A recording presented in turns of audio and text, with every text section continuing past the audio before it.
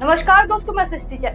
एक तरफ जज के घर में जल के नोटों का अंबार मिलता है, लेकिन वही जज साहब आज हाई कोर्ट की कुर्सी पर विराजमान है। वहीं दूसरी तरफ हमारे देश का आम आदमी जो कि 100 रुपए की झूठी रिश्वत के केस में 39 साल जेल काट कर आता है। वही न्यायालय जहां स्कर्ट खोलना बलात्कार नहीं ठहराया जाता और अब चीफ जस्टिस पर जूते फेंकने भी अपराध नहीं है। ये दो तस्वीरें क्या बयां करती हैं? न्याय की आंखों पर पट्टी बंधी है या फिर वो अमीर और गरीब में फर्क देख रहा है? क्या ये लोकतंत्र का मजाक नहीं है? दोस्तों, ये सब उसी सुप्रीम कोर्ट से जुड़ा हुआ मामला है जहां 6 अक्टूबर 2025 को एक वकील ने चीफ जस्टिस ऑफ इंडिया यानी कि सीजेआई जस्टिस BR गवई पर जूता फेंकने की कोशिश की। कोर्ट नंबर था 1 और सुनवाई वहां चल रही थी। तभी 71 वर्षीय वकील राकेश किशोर डेस्क की ओर दौड़े। उन्होंने अपना जूता निकाला और सीजेआई पर फेंकने की कोशिश की, लेकिन जूता टेबल पर ही गिर गया। चिल्लाते हुए उन्होंने ये भी कहा कि सनातन का अपमान नहीं सहेंगे। सिक्योरिटी ने उन्हें पकड़ लिया। ये गुस्सा 16 सितंबर 2025 के एक फैसले से भड़का, जहां राकेश दलाल की PIL में मांग थी कि मध्य प्रदेश के खजुराहो के जावरी मस्जिद में भगवान विष्णु की खंडित मूर्ति जो कि 7 फुट ऊंची है, उसको बहाल किया जाए। दावा था कि मुगलों ने इसे तोड़ा था। सीजेआई गवई की बेंच ने खारिज कर दिया।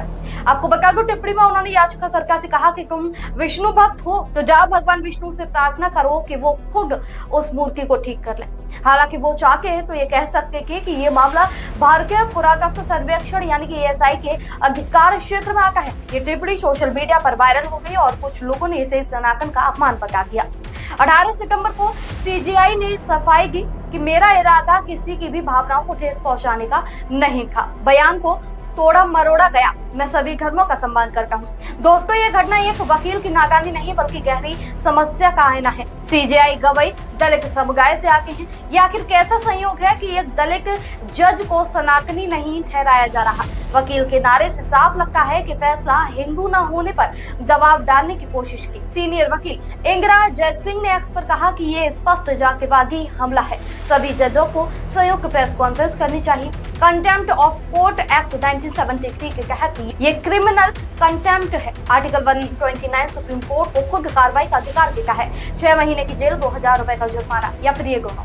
लेकिन अगर माफी सच्ची लगे तो राहत मिल सकती है। सुप्रीम कोर्ट बार एसोसिएशन ने बयान जारी किया है कि ये असहनीय है। वकील को सस्पेंड करो, कंटेम्प्ट केस चलाओ। SCORA ने भी एक्शन की मांग की है। दोस्तों, ये दो तस्वीर हैं जहां न्यायपालिका की काली सच्चाई उजागर करती है। पहली तस्वीर जहां जस्टिस वर्मा जैसे बड़े लोग हैं जिनके घर में काला धन जलता हुआ स्टोर रूम में मिलता है। स्टोर रूम में आधे जले 500 रुपए के नोट के ढेर मिलते हैं। वीडियो में फायरमैन नोट निकालते हुए देखते हैं, लेकिन सजा होती है सिर्फ ट्रांसफर, जांच और कुर्सी पर वहीं बनी रहती हैं। इम्पीचमेंट मुश्किल है। 100 लोकसभा 50 राज्यसभा सांसदों के हस्ताक्षर चाहिए। ज्यादातर केस इन हाउस ही सुलझ जाते हैं। जज ने इनकार किया है कि कैश मेरा नहीं था, ये एक साजिश की, फिर भी कुर्सी पर आज बने हुए हैं। तो वहीं दूसरी तस्वीर है अवस्थी जैसे आम नागरिक की, जो कि 100 रुपए के झूठे केस में करीब 40 साल जेल में काट चुके हैं बिना किसी गुनाह के। जागेश्वर प्रसाद अवस्थी जो कि 84 वर्ष के हैं, मध्य प्रदेश स्टेट ट्रांसपोर्ट के बिलिंग असिस्टेंट के 1986 में 100 रुपए रिश्वत के झूठे आरोप लगे। लोकायुक्त ने ट्रैप किया, लेकिन हाईकोर्ट ने 19 सितंबर 2025 को उन्हें बरी कर दिया। रिमांड और स्वीकार्य साबित नहीं हुआ। ट्रायल लेट हुआ, लेट अपील हुई और सबूत कमजोर मिले, इसलिए उन्हें छोड़ दिया गया।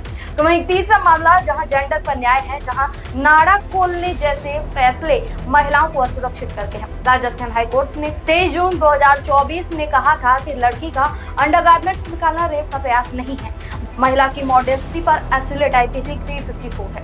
जज अनूप कुमार ढंड ने कहा कि प्रयास के लिए प्रिपरेशन से आगे जाना जरूरी है, लेकिन कलकत्ता हाईकोर्ट ने 2023 में उल्टा कहा, अंडरगारमेंट निकालना और लिटाना रेप है। इलाहाबाद हाईकोर्ट ने 20 मार्च 2025 में ये कहा था कि ब्रेस्ट ग्रैबिंग को एग्रीवेटेड सेक्सुअल असॉल्ट ठहराया, रेप नहीं। पोक्सो एक्ट 2012 के बावजूद कोर्ट स्किन टू स्किन या फिर इंटेंट पर अटक जाते हैं। बॉम्बे हाईकोर्ट 2021 ने गर्लिंग को सेक्सुअल असॉल्ट नहीं कहा। ये कॉन्ट्राडिक्शन पीड़ितों को हतोत्साहित करता है।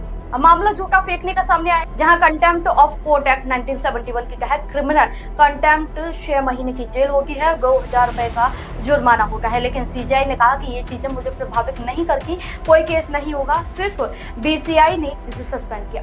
सीजीआई का वही गलित है, नारा था सनातन अपमान का। लेकिन सवाल यह है कि क्या गलित जज सनातनी नहीं है? न्यायपालिका ही लोकतंत्र की दीवार है, लेकिन दरारें साफ तौर पर देखी जा सकती हैं। घर में जाति का चश्मा पहनाकर कोर्ट को दबाओगे तो बाकी क्या बचेगा? अगर जजों पर झुके चलेंगे तो कौन बचेगा? न्याय सबके लिए एक होना चाहिए, ना कि चुनिंदा लोगों के लिए। आप क्या सोचते हैं? क्या ये जातिवाद है या फिर सिर्फ उन्माद? कमेंट में बताइएगा। अगर आपको ये वीडियो पसंद आया हो तो अभी हमारे चैनल को लाइक, शेयर और सब्सक्राइब करना ना भूलें। नमस्कार।